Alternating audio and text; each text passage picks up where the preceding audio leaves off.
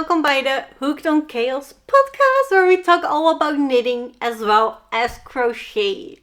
I'm Denise, I'm from the Netherlands, and I believe this is episode 8. Today we're going to talk about 2 finished objects, 3 works in progress, and some swatching that hasn't gone as I was hoping to.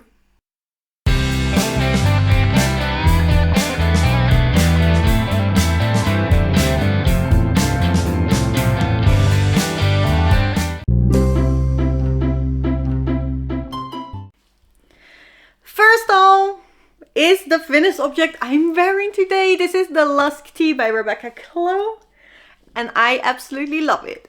This is my first ever summer tee I knitted, and oh boy is it a good one. Look, I will put footage there of me wearing it so that you can see properly.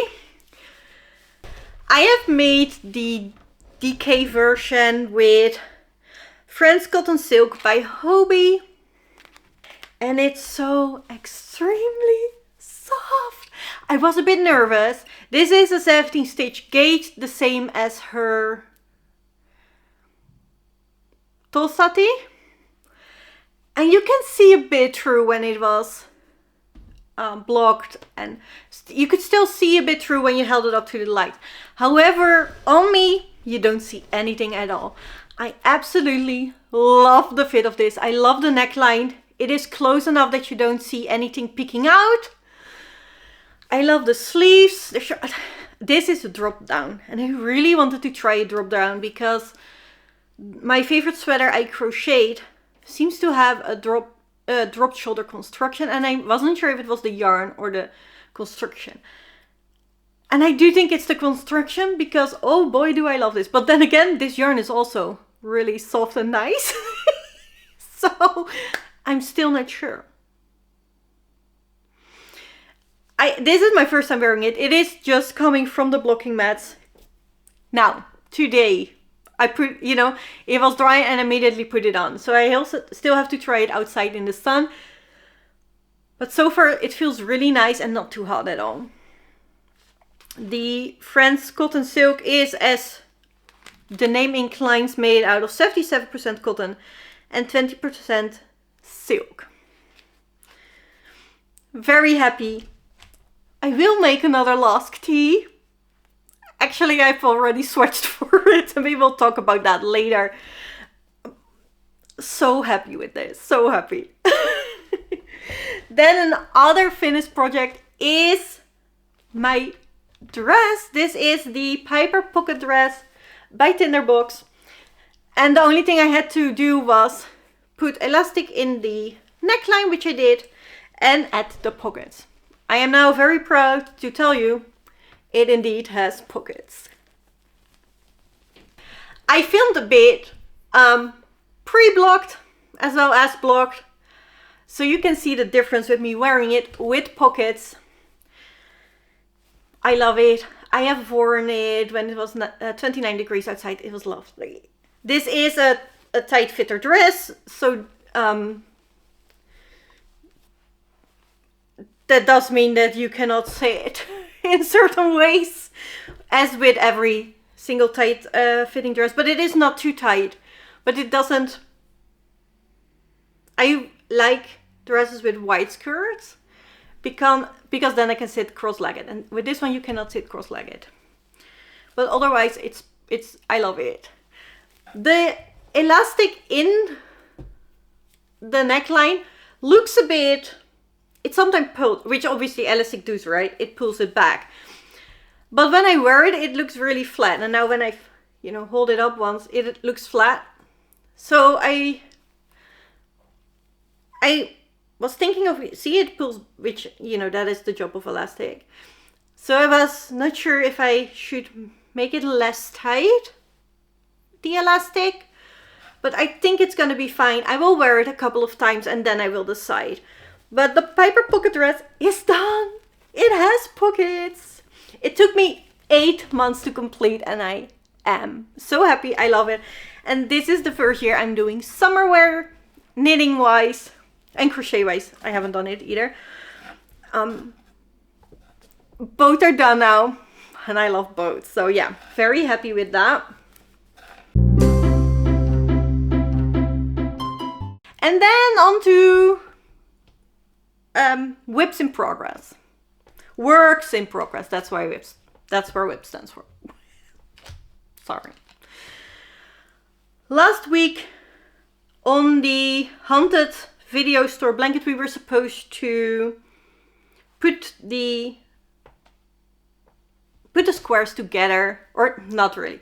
We were supposed to make the lines row. However, because I'm off gauge, I make this blanket in fingering weight instead of worsted weight.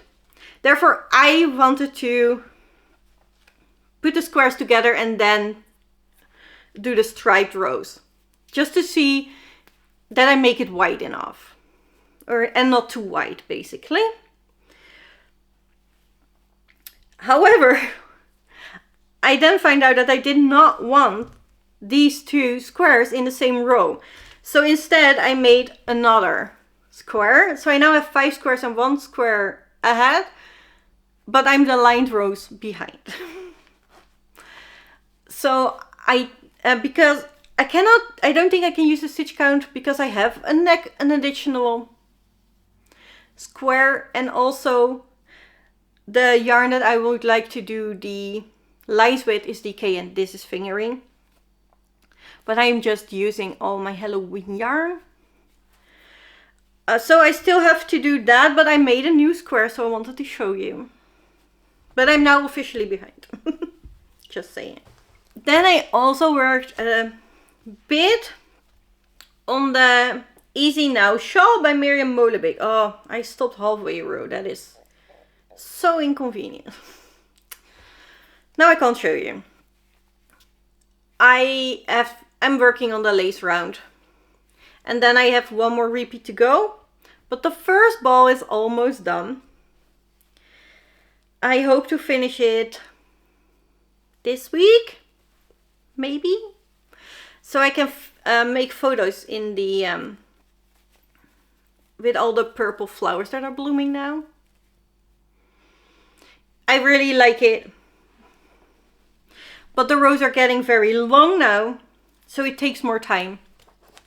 Obviously, that is what happens in a triangle scarf. And I want to start a new scarf for one of my vlogs for Vlogoween, so I am wanting to get this done. I'm over this. I want to start a new one, basically.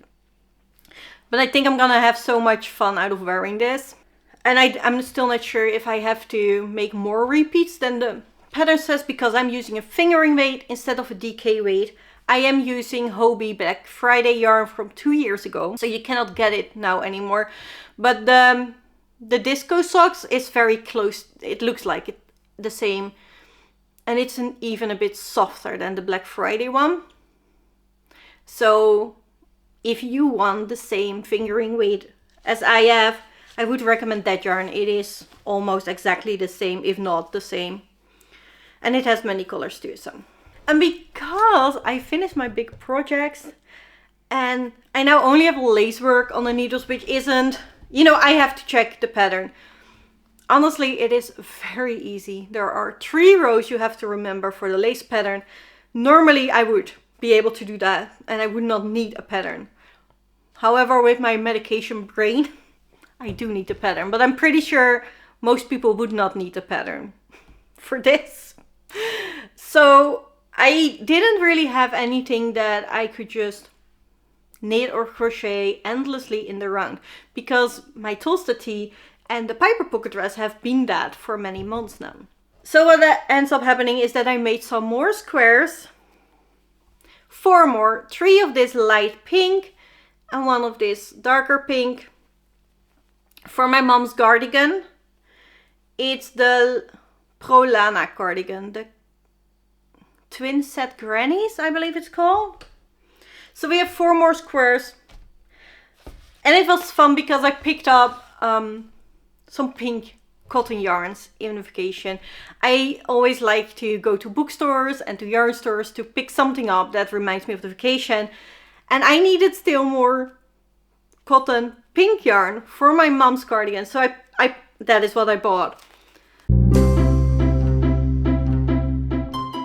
I bought a Now Cotton 8 in the color 77. I bought a Now Cotton 8 in color 97. And I bought a Now Cotton 8 in the color 32. And 32 is the one I've made 3 squares out of. And then I went to visit another yarn store that I talked about last episode, I believe, where I got the green yarn that we're currently swatching. And she had a basket with free yarn. And I got Scheepjes Organicon Premium Blend color 208, and it is always 100% cotton.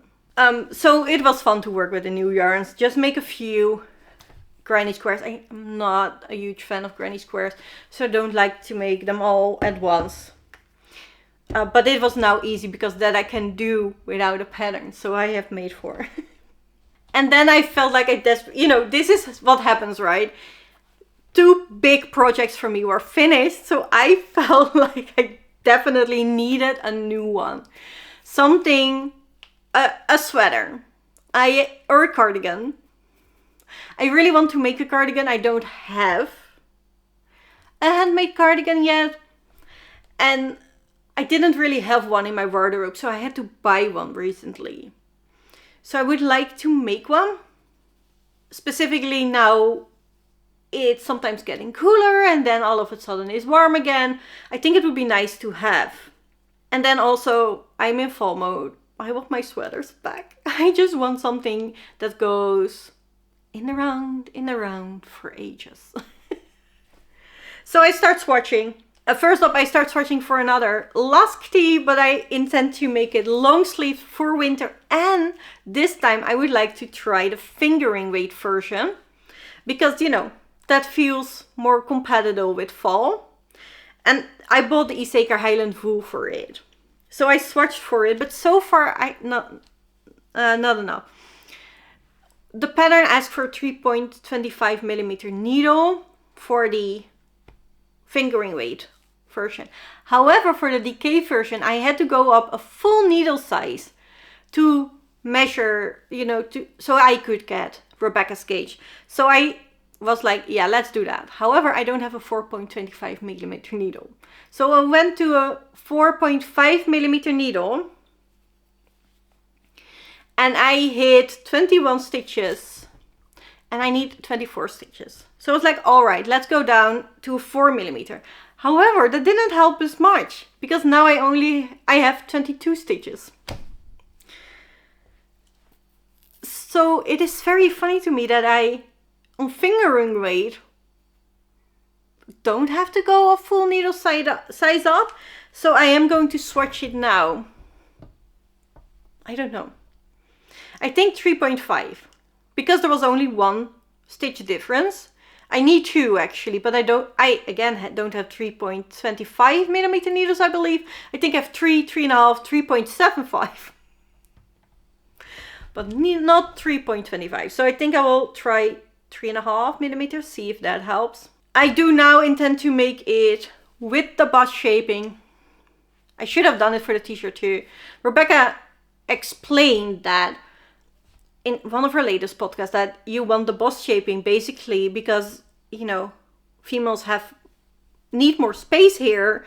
And since the fabric is pooling because it is wider here, you get less fabric in the front. And that is the only thing I experienced with the Lusk Tee that I was like, oh yeah, I should have done it differently. I didn't do the bust shaping because I already chose so much more positive ease than the pattern asked for. But now I think it is slightly too short. I'm not sure, it might be. I think it's fine now. And I'm gonna wear it first with, I will always wear it with high-waist pants or on a skirt or a dress.